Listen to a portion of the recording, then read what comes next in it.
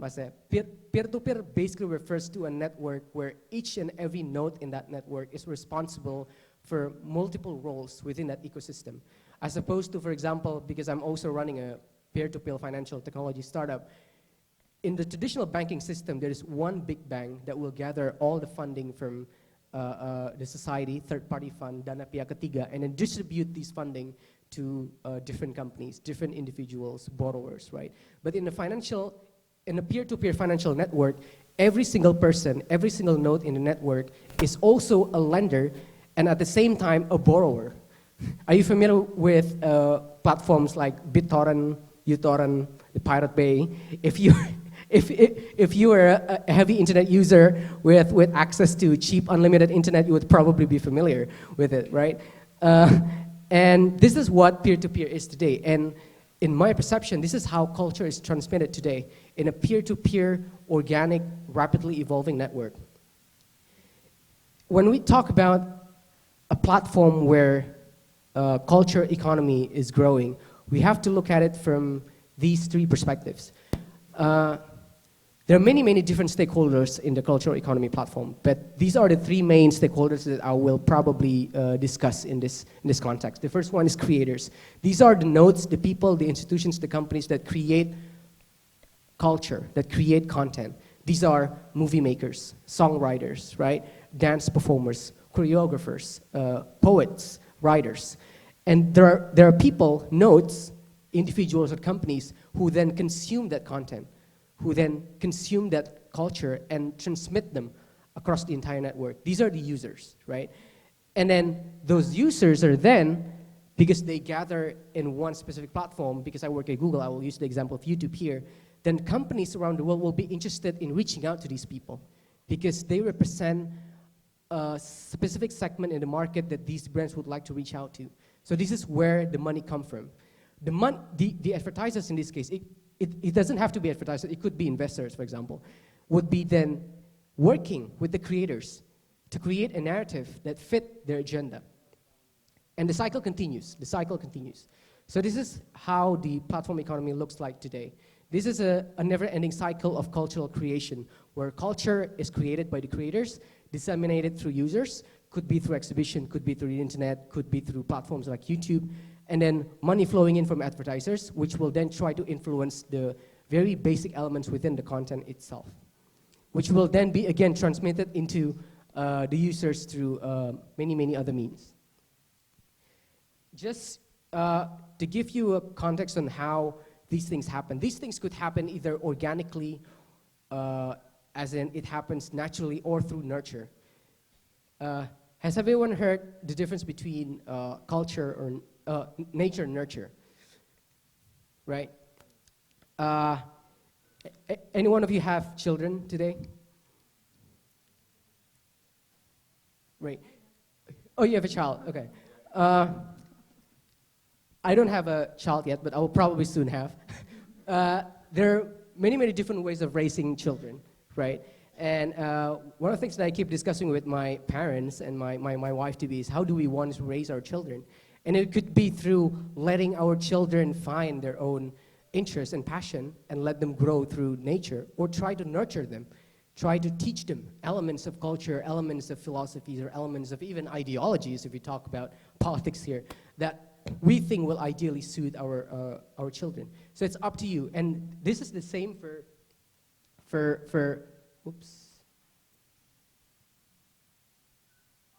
This is the same for the digital economy. Each and every one of you in this room, each and every one of us in the world, whether you are an individual, whether you're a company, whether you are a government institution, whether you are an international organization, you could choose to either be playing any of these roles. You could be a creator, you could be a user, or you could be the source of money. And it is up to you which role that do you want to play in this ecosystem. Just going to give you some examples of how some companies choose to be creators of content. I'm sure you're probably aware that companies today, they love to be on social media, right? It used to be that social media is basically the realm of teenagers. People basically talking about popular culture on Twitter or Instagram, but now even companies and government institutions are on social media. They used to talk in a one-way manner, but now they talk as humans. They try to talk to their users basically as content creators. And this is how the world is changing, basically. Oops, okay. The one last point that I will probably deliver before I end it, and then we can continue this in the Q&A, is the focus on inclusion. As global culture is becoming even more mainstream, as there are now less and less clear lines and boundaries between religions and races and even socio-economic classes, the focus on inclusion becomes even more important. Because if we do not focus on inclusion, then we will leave out many, many people who don't currently have access to digital technologies such as the internet, which will probably end up in many, many different clusters in our world society is getting left behind. Probably maybe in 15, 100 years, we could see civilizations that may not be catching up with the rest of the world. And this is something that we have to avoid, especially in the context of transmission of culture. That's probably for me. This is just an intro to what I deal with every day, and I would love to have discussion with everyone here in a later section. Thank you. Oh yeah, I have my own mic. That was really interesting. Yeah, Mas Walfaya telling about a bit history about how the cultural transcends over centuries, and now the cultural convergence become increasingly accessible to every kind of us. And also I would like to have questions, probably triggering questions from the audience about the EU copyright protections, the EU Copyright Directive Article 17. It was actually affecting the users, the creators, and also the advertisements kind of relationship, and also about the fair remunerations. Yeah, it was become one of the issues nowadays in terms of the usage of YouTube as one of the channels which actually broadly used, yeah, by the users and everything. And probably just want to trigger questions from the audience, how YouTube can actually comprehend to that kind of problems, yeah, probably in terms of this cultural industry era. Yeah, probably later on, but the next speaker would be Mbak dulu ya? Okay. Oh, okay. So I'd like to give the second opportunity to Ms. Latishi Absari to share a bit about digital humanities. Time is yours, about 20 minutes. Hello everyone, thank you for this opportunity and for having me. So the slides are not up yet, so I'm going to introduce myself. My name is Laliti Absari. I work mainly as a curator for ideas at TEDx Jakarta and Ide Laju, but I also do research in digital humanities. It's a bit tricky in explaining what digital humanities is, so I'm going to give you like a background, a little bit background from another story. Can I use the slide?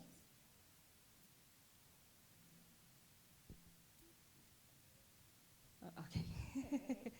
So, okay, maybe I'll just go ahead with the presentation, and the slides will come up hopefully in a few seconds. So I'm going to take example from a scurvy case. I don't know if many of you know about scurvy. Scurvy is a disease that killed more than 2 million sailors from the 16th century to throughout the 20th century.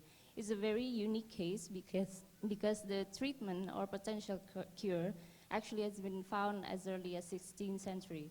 But somehow it keeps on happening up until the 20th century. It's even the researcher who's done the research on the treatment overlooked his own discovery. So it's funny because no matter how many times we connect scurvy with the treatment, it seems like people always keeps on forgetting it and remembering it and forgetting it and remembering it again. So I'm speaking here, maybe Mas Wafa was speaking from a practical point of view, and I'm speaking from digital humanities from an academic point of view. So what happens here is also happening in the humanities field. there is a disconnection in the value chain of culture. It seems that between acquisition and application, preservation and consumption, and etc., we see that as two different worlds, and it's not connecting with each other. So the core of humanities, it's not really just about preservation, it's to extract knowledge from the past, and we make sense of it, and we make it relevant for, with today's conversation. And also, we have to make it as a model for generations to come.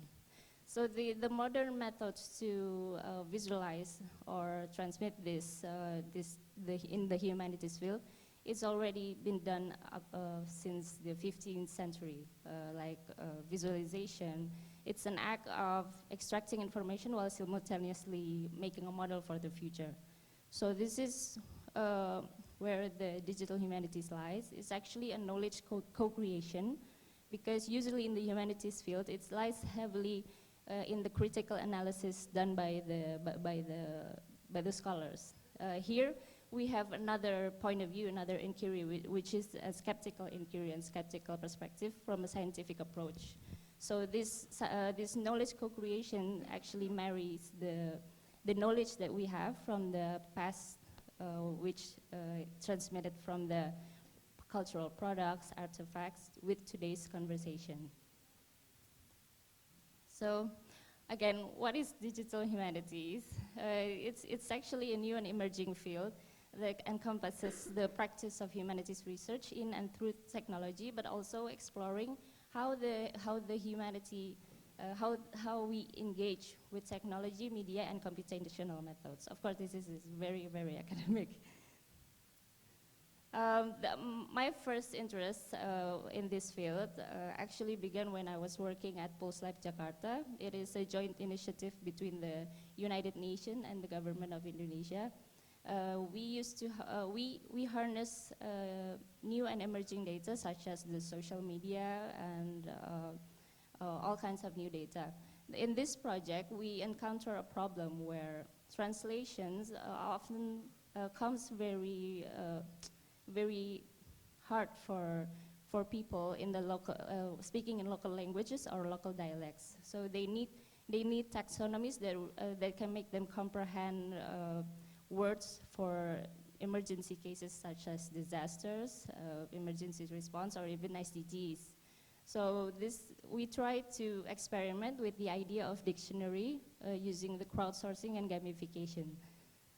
So the idea is very simple. The technology itself is not like a avant-garde technology. It's actually like making a game for people, so they can translate and evaluate other people's translation. But we actually use it for emergency responses and to see whether we can make translations nearly real time.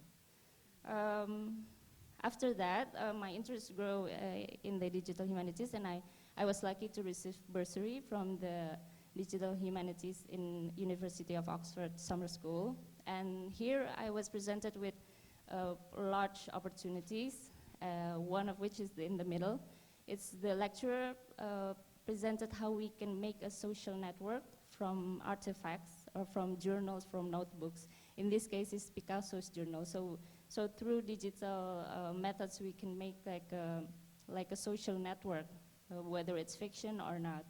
And so other cases is like the right upper image. It's a new discovery of Da Vinci painting, which accidentally revealed itself. There is a sketch underneath that is very different than the finished painting. And the bottom image is a sensor scanning of Notre Dame.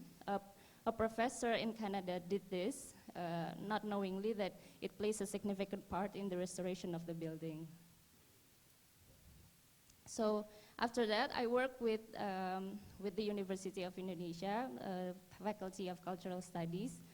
I was very grateful because they welcome new and emerging ideas and to try to play around in the humanities research. So here we studied on how we talk. And sometimes people say, we Indonesian, especially the younger ones, talk very messy. And we delve into that, and we see with a skeptical point of view as well as critical point of view, is that true? So it's the previous research actually has been done, and the written data of sentences actually shows that we actually, Indonesians actually speak cognitively efficient, which means our brain works less, and the grammar does its job and to make our comprehension easily. But the data only focuses on the written sentences and not for spoken data. So we did the research also for the spoken data, and apparently it shows it indeed shows that we speak messy, and it's amazing how these new methods can give us a bigger picture. And for this case examples, we can see that grammar can actually behave differently in both means of communications. One other thing that is important in the digital humanities is the size of the data. If we want to have vital insights, the data has to be massive. In this case, the research encompasses about almost 20,000 sentences from formal nature linguistic data, news articles, and journalistic domain. This next project we're working, it's actually still in a very early stage, but I want to share with everyone. So this is an experimentation on freezing the most interactive local wisdom, that is actually traditional dances.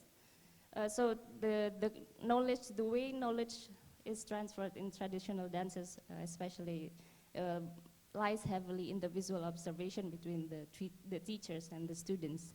And it's very sacred, so this is not a mean to substitute that, but it's great to have an addition where we can see from a skeptical point of view how the body moves and the flow of the dance. So we're using a 3D image capture and stripping down the costume and attributes, because we want to focus only on the flow of the dance and the movements.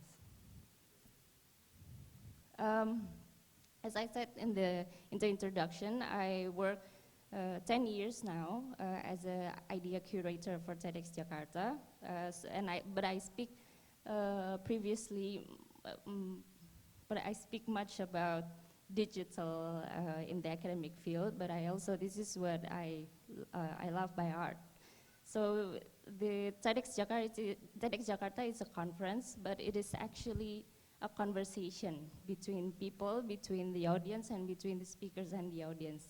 I said before that we need to marry the past knowledge or the knowledge we have with today's conversation. So this is one of the form of today's conversations. We invited many prominent, but also new and emerging artists, scientists, musicians, performers to share their ideas, where then we can make a meaningful discussion around it, and we can gather that with. I always keep it in the back of my head when we're doing research in the digital humanities.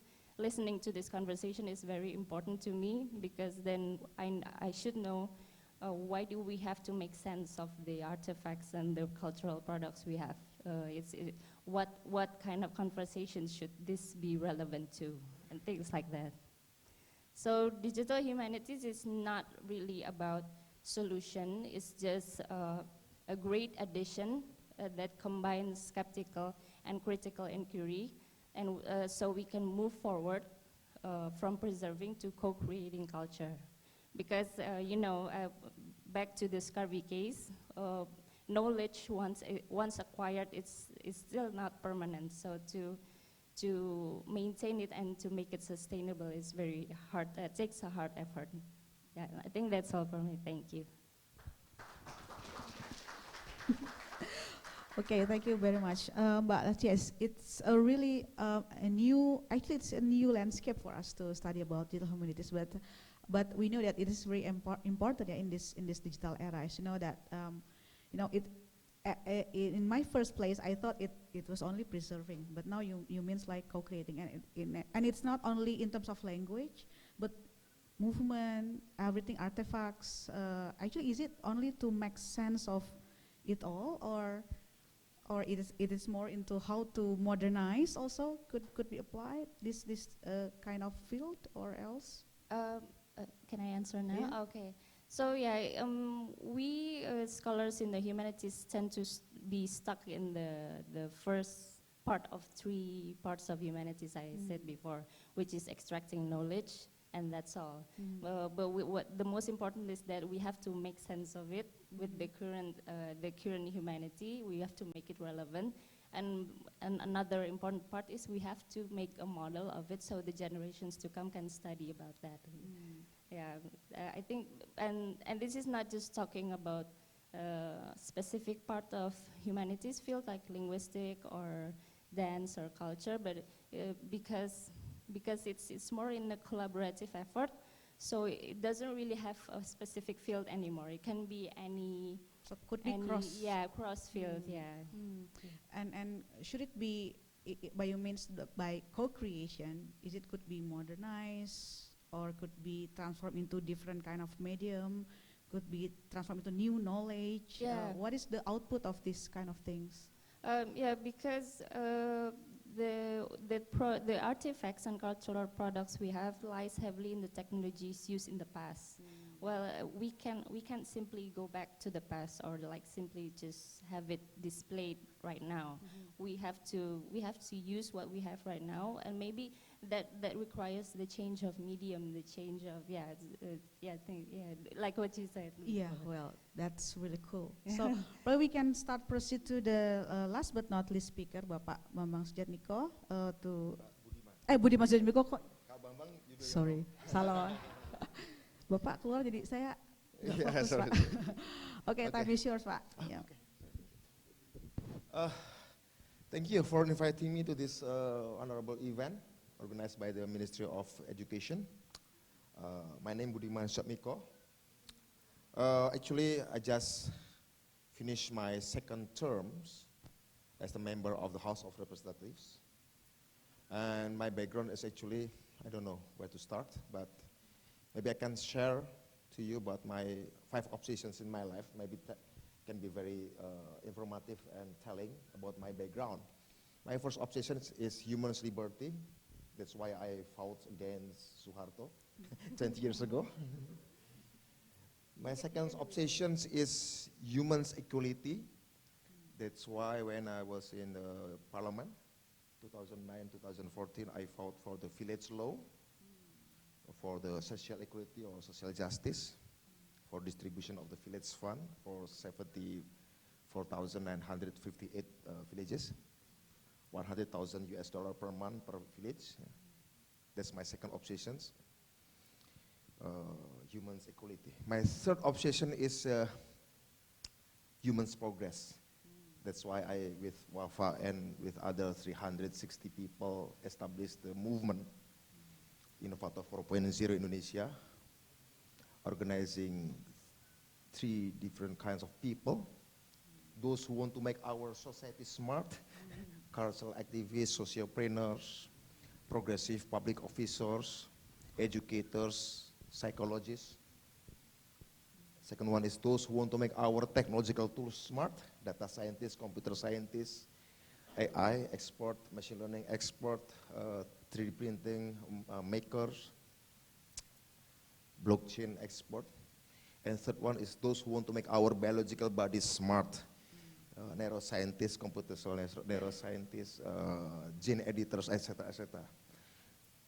Those are 3 main actors for human's progress, for fulfilling my third obsession, human's progress. The fourth one is the human hegemony, to make it sure that the tools that we make, that we create, still under control of human being, not human being controlled by smart machine. The fifth obsession is 3S.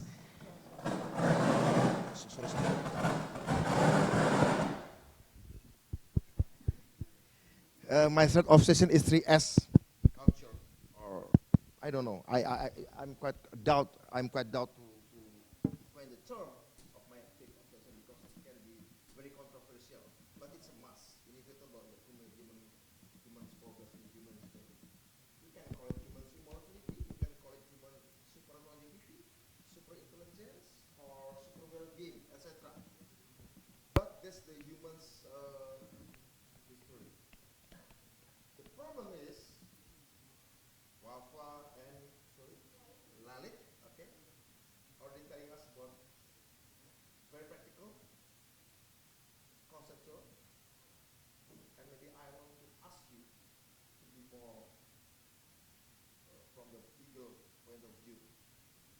in analyzing this cultural development of human being.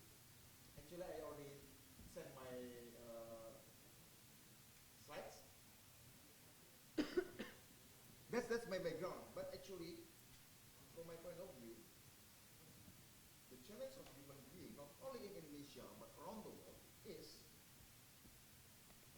we are not dictated by the natural environment for their survival, just like before, just like 20,000 years ago, 30,000 years ago. Yeah. In the last 10,000 years, we are also, the human being, in seeking their place in the history, is dictated by their mental well-being, by the mental process, through ideology, through culture, through imaginations. Actually, what we call as culture is actually the product of imagination, and the language is the very product of this culture. What is the composition? What is the composition or the ingredients of this culture? Words, the ingredients of our emotion, is the product of our emotions. Sentence, the product of our logic. Language is the product of our cultural history. Right? That's why we agree upon the Indonesian language bahasa as bahasa persatuan, etc. etc. That's why Islam agree that Arabic is the language of their belief or our belief. Hebrew, etc. etc. With the emotion, logic, and their imagination. Even some people imagining that Arabic language is the lingua franca in heaven. But, like I told you, it determines our behavior, our culture. And actually, this is about the four quadrants where we are heading to. From political point of view, I'm a politician. Actually, what happened in Indonesia in 2014 election, 2019 election is actually confrontations between subordinated society and a stagnated society vis-a-vis great pragmatism driven society and transform society, right? From my point of view. Subordinated, stagnated, and pragmatic society is our past and our present. The very culture of how the Indonesian people, how Indonesian society, Indonesian institution are running their activities. We subordinated during the feudal era, or stagnated during the corrupt and authoritarian era under New Order, or just now, free but pragmatism-driven society, right? Those are our past and our present. But the world is now heading for the red one, red box. Transform society, agile and adaptive. But this is something that we have to fight for. Be it the political sphere, economic, business, cultural, education. Not only the way our, not only the logic of thinking, but also the logic, innovation of our technological tools, right? The expansion of Protestantism in the Middle East cannot be separated by the invention of the printed machine. So the one that responsible for the spreading of Protestantism is not only Martin Luther, but also John Gutenberg. It enabled people to print the book of Bible, so the lay person can read, not only reading the Bible through the hierarchy of church, but by in their own hands by printing Protestantism. The one that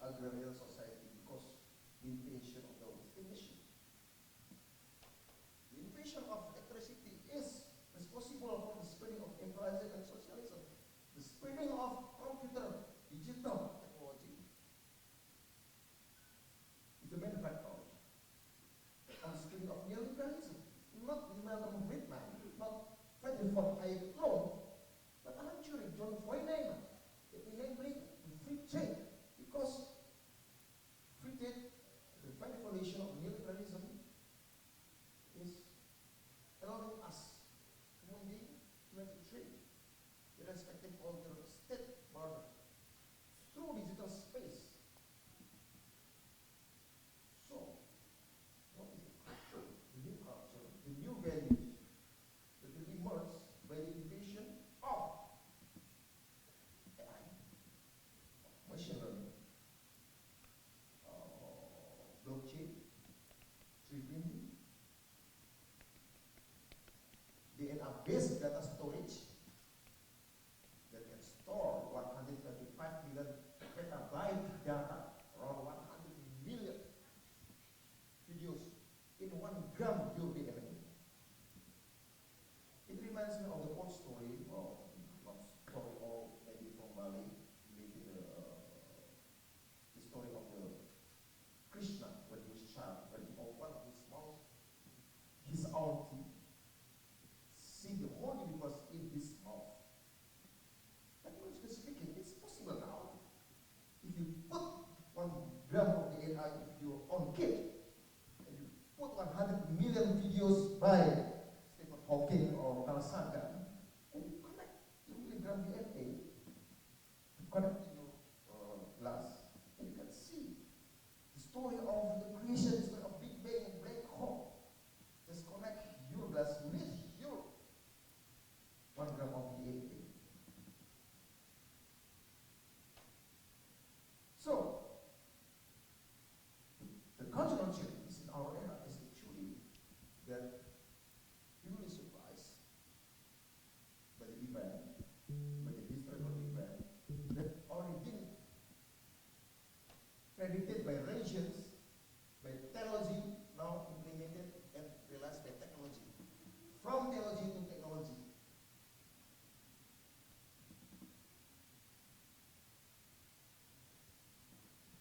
We cannot become the subject of the new era if we are still in a subordinated society, stagnated society, or pragmatism driven society. We have to go for transform society, agile and adaptive. So it will affect the political institutions, economic institutions, business institutions, education institutions, etc. But to be successful, the new ideas and new values, they have to fulfill 2 requirements. That is, the new values, they have to be supported by effective narrations, massive resources, massive literacy, and accessible. And so, to be successful, new values supposed to be supported by the incentive models that tangible impact, economically, intangible impact. Those who got involved of fighting for these new values, they have to feel secure, socially recognized. They can cherish their autonomy in the autonomous and complex society. So we are heading for the society that very autonomous in its dots, but at the same time complex as well. Right? This is our challenge. How can we derive, how can we translate those values not only into the new economic, business, political, and cultural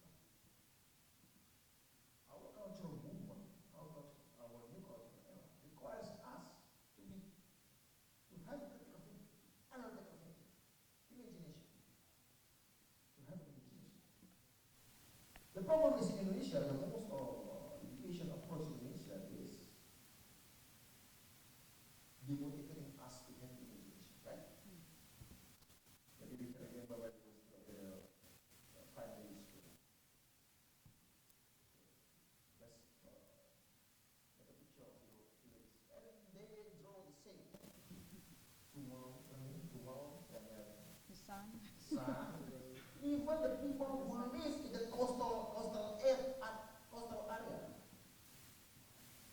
is still living in agrarian way of thinking. Nothing to do with their environment. Even they cannot create their own imagination out of their environment. You know why? Now, in our current era, imagination is the main currency. The apps, the applications, the algorithm, etc. that very influencing our daily lives. Come on, our imagination. The imagine of Sergey Brin, very big. They are not going to go to a library in their campus in Stanford. Just thinking that imagining how can they read millions of books still by making coffee in their own kitchen. The images of Mark Zuckerberg, the images of Elon Musk, the images of maybe you. So imagination is our new oil. Imagination, data, social network. That's the very ingredients of our survival. Not only as Indonesian, as a human being, as a species. Because that's what the imagination is that separate us from our cosmos. The imagination of the state, the imagination of political party, the imagination of the trade union, the imagination of creating the organized religions. So this is the thing that I would like to make appeal to all of us. Not only just making the new unicorn, new apps. No, that's only byproduct of the image of human being. First industrial revolution, Indonesia was only this object. The second one, Indonesia is only the object. The third one, Indonesia is only the object of the digital revolution. I don't want to die as an Indonesian and knowing that Indonesia is just only as an object of the fourth industrial revolution. No. I hope you also have the same spirit. China, in the first industrial revolution, is only object. The second industrial revolution is only object. But the third one, becoming subject. And the fourth industrial revolution, China is maybe the main subject of the fourth industrial revolution, other than the United States. Maybe to some extent, Germany is left behind compared to China.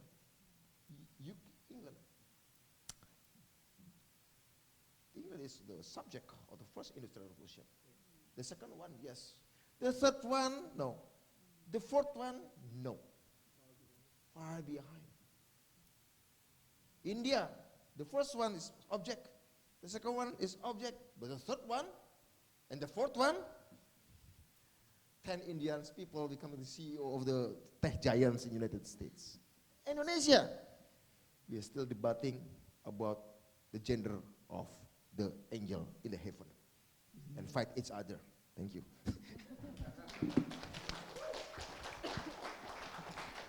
Very much inspiring, Pak Budiman. So we learned that, every technological advancement actually change our culture, political, social, everything. And as Pak Budiman said before, the new oil is actually the imagination, data, and social networks. And those we are the person that need to be very concerned of that. So without further ado, probably we have some questions already here, but actually it's only two. Boleh ke bawah Kak ininya? Okay, so the first question probably to Mr. Wafa, Mas Wafa ya. I just heard that YouTube won't give AdSense if there's baby in YouTube video. Why YouTube? Well, this is too technical, I guess. Why YouTube make the policy? Don't you think it's affected to content creator? Are you going to answer it or? Okay. Just to be clear, I'm not here representing Google or YouTube, so everything I say will be my personal opinion. It is not the opinion of any institutions that I'm part of. I needed to be on camera, just in case. So the exact policy is to limit monetization on YouTube content that have children under 13 in it. And the reason behind, the philosophical reason behind that is because we believe in order for you to be in a video that is monetized by an advertiser, you have to give consent. You need to agree to the person taking the video and creating the video that you have agreed to be in that video. And as a baby, you cannot consent. As a child under 13, you cannot consent. And that is why you can probably still have the video on YouTube. People can still watch it. If you remember the 3-player framework that I just shown, you can still create the content, user can still watch it, but we will cut off the third node in the cycle, which is the advertiser. It is also to comply with US laws, which prohibits the monetization of children's data. Something that probably most Indonesians will not be familiar with, but it's actually a highly debated topic in the US when it comes to the protection of data, especially concerning children. And that is basically the philosophy behind the policy. And we have YouTube Kids, so please, if you have children, if you have babies and you want them to enjoy YouTube, please download YouTube Kids. It's one of my KPIs as well. So. Your KPI, I guess. Okay. Hope that answers your questions. The second questions to Mr. Wafa and Mr. Budiman. They like to ask your opinion related to digital museum, particularly on the concern that it will jeopardize physical museum. Who'd like to answer first? Okay. This is the worst case. Maybe sometime we will have the biological museum with our augmented reality, putting in our eyes, and we can visit our history in the past. But actually, I think the problem in our human being is actually the reluctant to leave the past, to leave the irrelevant things. I don't say that the physical museum is bad, no, at all. But why don't we thinking in that we can complementary each other between physical and digital? I don't think we have to make a separation between two. No. But someday maybe the physical museum, we can still visit the physical museum, not enjoying the paintings, but the building itself. The building itself, the legacy of the Holy Roman Empire, the legacy of the Mataram Kingdom, the legacy of Kesultanan Jogja, the legacy of the Kekhalifahan, maybe if any, Ottoman. So stay the Kekhalifahan in the past, yeah. So don't bring to the future. Just visit the museum of the Hagia Sophia, physical museum, but as building, as architecture. The content, let them free, let us free, let the human being free to wander in the physical and digital space. The problem is, but it will affect our empathy as human being because we tend to connect with people, to interact with people physically. Okay. Maybe I have to remind you that our activities outside our house in the last 10 years, in the 20 years, actually separate us from our most beloved ones, our children. Maybe the hikmah positive of this technology is to reconnect us with our siblings, with our relatives, our close relatives. First, as the DNA of the stem cell of society is our family. But is it possible for us to create our society, our fragmented society consisting of the families? Yeah, we have to think about it. We have to think the new system, the new society to make people to interact each other outside their family units. You have to think about it. Maybe the relationship with the people, with our neighbor, is not based on the functional factors, functional necessity, but out of our empathy, but our knowledge. It's still possible. So I think not only museum, but also educational system, health system. Me with my friend now creating the telemedicine, for example, or education innovators. People on the ground, on the grassroots level, how to connect with the UI, for example, with ITB, to connect, to spread out the information, knowledge, sciences like MIT courseware. Yeah. I think it's very good for us, for distribution, because I think the challenge of a human being now is multiplying knowledge and distributing knowledge, multiplying welfare and distributing welfare. Yeah. It's okay. I don't mind with digitalization of everything. We can still be becoming a human as long as our to use our our logic, cognition, logic, critical thinking, critical thinking, of course, yeah. Empathy. But Ali, probably these issues regarding the digital museum can actually match with the concept of the knowledge co-creation. Yeah. So how do you think about that? Well, actually, there are a lot of museums around the world that have already incorporated digital methods for the advancement for their own museum. So, but what I learned from TEDx Jakarta, it's an offline conference, and it's been happening for 10 years now. We have the videos on YouTube, so people can enjoy it for free around the world. But the urge to be there, because maybe we're a physical existence, so the urge to be there and be in the middle of the real conversations never dies, and in fact it's growing. So maybe growing because we tend to, in daily lives we stuck in the social media and the digital world, and museums and conferences and offline events like that makes us now, we are longing for that now than ever. Yeah, so, but what makes a difference is that the museums already, it's not just about displaying art, but making a whole experience by incorporating technologies and digital. So that's maybe what we can, as Indonesians, what we can learn in order to have them back to the museum physically. Yeah.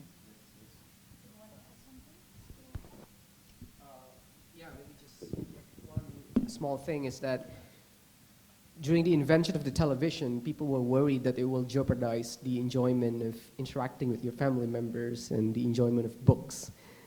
This was during the invention of TV. So I studied in England. So this one time I went to Fitzwilliam Museum, Mas Budiman. Yeah, it was probably one of the most beautiful museums I've ever been in. I was there for a whole Saturday, and I've met fewer than 5 people on an entire Saturday. So I think if people ask me, physical museums have been jeopardized. Now it's up to us to save them through digital means.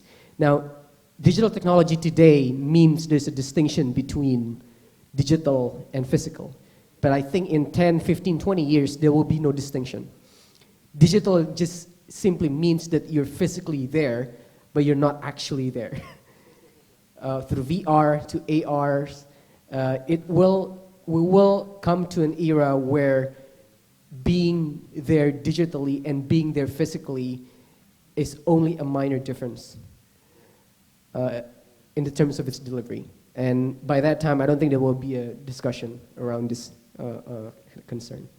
Thank you. Okay. We still have many questions for Mr. Wafa, actually. Many people were curious about YouTube. But you said that you're not representing YouTube for today. Okay, so probably we're going to pick some question which is not too related to YouTube. Okay, so to Mbak Lalit, what kind of knowledgement do you do for your research? like historiography or philology. This is really hard, to say. I don't even know what it is. Method for comparison, resource, and say it compatible data. Okay. That's your very specific language, right? Well, specifically I studied linguistic and descriptive linguistic. But as someone who is very interested in the idea of a generalist, I also studied, everything. But the main, not the main concerns, the main essence of digital humanities is not looking at the specific field. So, and especially this is a team effort. So I'm from linguistic, but I can't do philology research alone or cognitive science research alone. But maybe because it's a teamwork, so we need to collaborate from each field to create this together. Because in digital humanities, it's more of a problem. It's not field-specific problem. It's like because like our problem, it includes. It is inclusive. It doesn't touch us like few field or yeah. So, but yeah, to answer, it's actually linguistic. Yeah. Okay. Another question is probably to Mas Budiman. You said Mas Pak, not Pak, right? That's a compliment. It's a compliment. What do you do in Innovator 4.0 as an effort to advance the Indonesian culture? Yeah, thank you. Inspired by, it's very interesting about talking about linguistic. A couple of years ago, I had a dinner with a couple. One is a linguistic expert from Taiwan. One is an AI expert from Indonesia. That's scary. That's precisely what I want to say in my next article as well in Kompas. This is the scariest dinner couple. Because talking about their activities, because the linguists doing research on the linguistic aspect of the Dayak in Kalimantan, and the husband is the expert. He said about doing research on farming, agriculture. But I was thinking, if both of them collaborate between linguistic and AI, and having a social network doing research on the linguistic of 700 ethnic groups in Indonesia, actually they can grasp the way of thinking, even the subconsciousness of the people in its ethnic groups in the country. So that's why in Innovator we organize also the linguists, some linguists as well, and some AI, actually to preserve.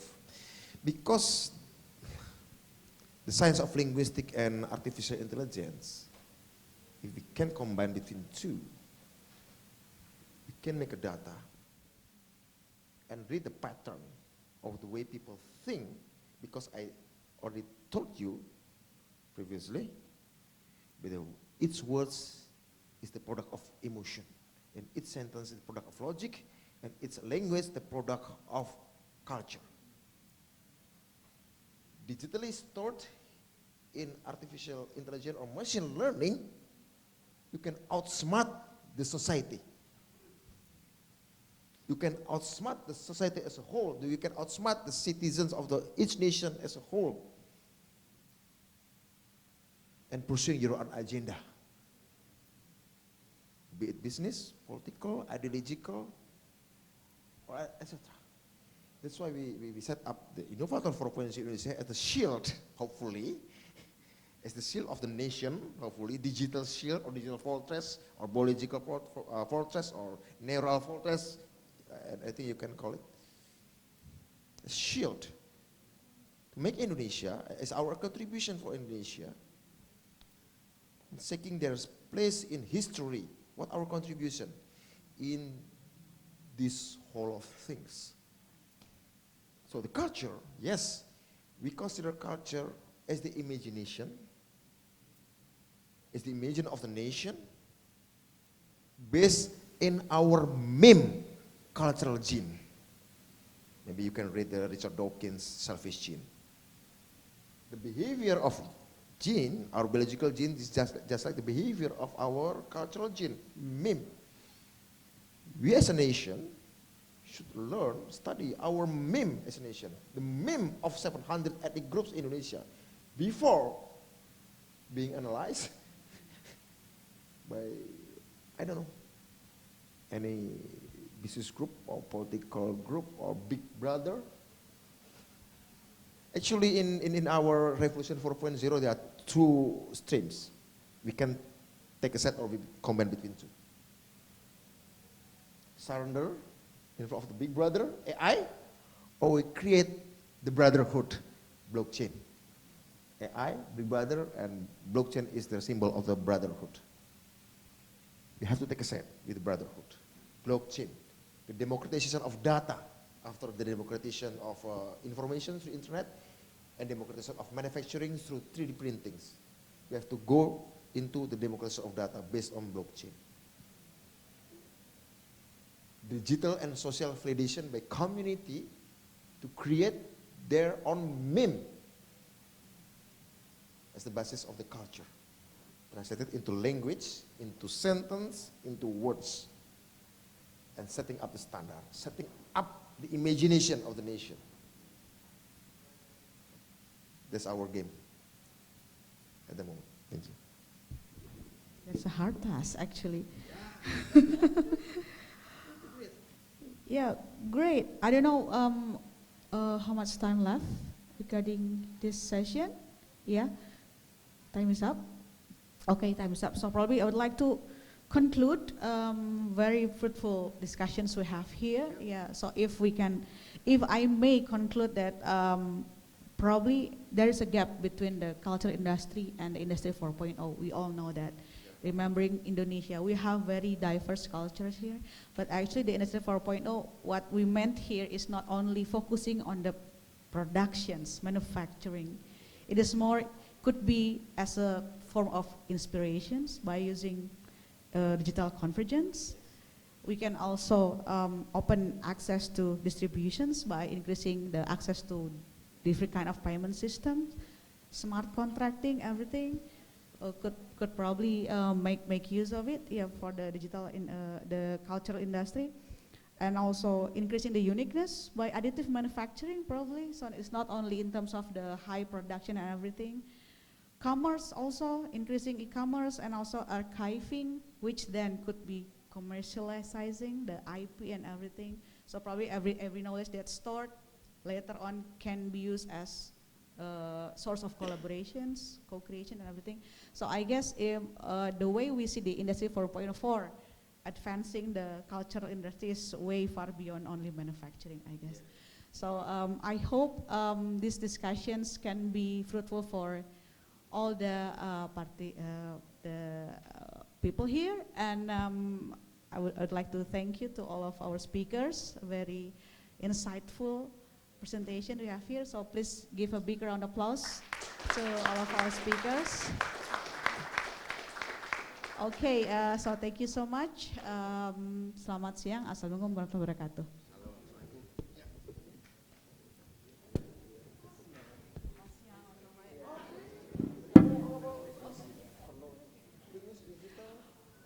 We have a memento, if you want. Oh, yeah. Okay. So I'd like to ask Ibu Neneng Tretna Ningsih to give a memento to all of our three speakers here.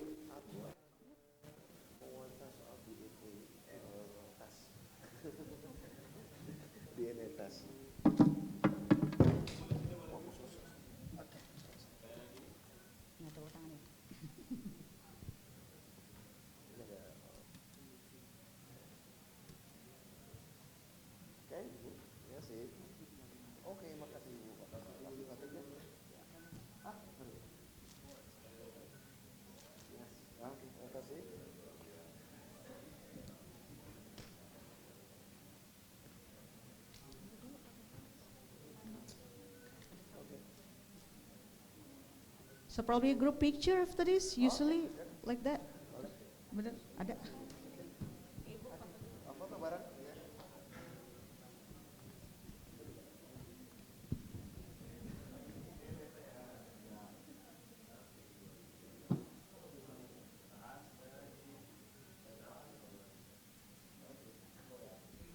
Once more, please give a big round of applause. Iya, Bu.